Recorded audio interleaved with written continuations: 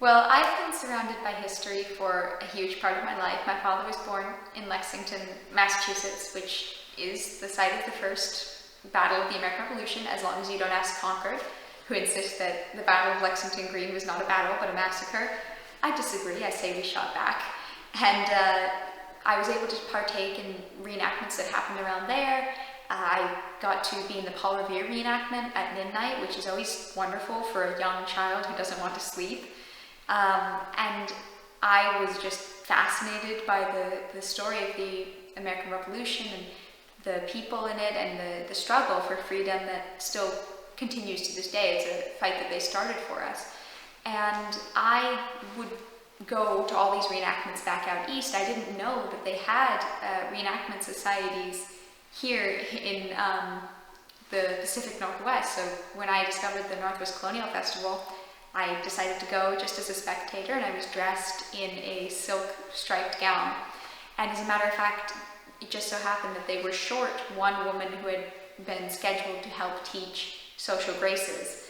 And I was found by Jane, who plays our Martha Washington here, and she said, do you know how to curtsy? Do you know how to dance? And I said, well, sure. And so they roped me into teaching social graces. I did some singing, some dancing, and it was just a match made in heaven. So now I've found my people out in the Pacific Northwest. As far as my study of history, I'm going to William and Mary College in just a few weeks' time, and I hope to study American Studies, so US history. And I really live and breathe US history. I'm always working on something to do with it because I feel most myself when I'm dressed up that way and portraying someone from that era. So it's a huge, huge part of my life.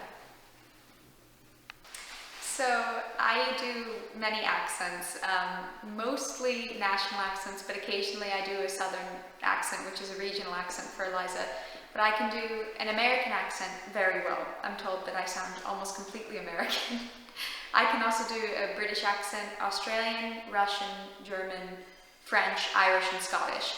And I learned these accents by watching videos or media content that had people speaking in those accents. In the case of the Irish accent, I actually have a good deal of family in Ireland, and so I would just listen to them. The Irish, the thing is that a lot of the words, you kind of say them a little differently. And so you say 33, tree becomes tree. And you could have a woman who had 33 different aliases in 33 different states and 3 children. And I learned a lot of that from just listening to my great aunt and actually trying to decipher what it was she was saying to me. Because when I was quite young, I really wouldn't understand what she was saying. But I got plenty of cousins and uncles and aunts to learn from, so that's how I learned an Irish accent. Australian accent is kind of like an English accent because, of course, Australia was a penal colony for England, and so they'd send their convicts there. So it's a weird mix of an English accent, and you've got like a little, I like to describe it as a little drier. You kind of, it's almost like putting your tongue over the back of your throat. It's a different way of forming words than it is for English, but you can hear still the influence of the English accent in it. So I really enjoy doing Australian accents.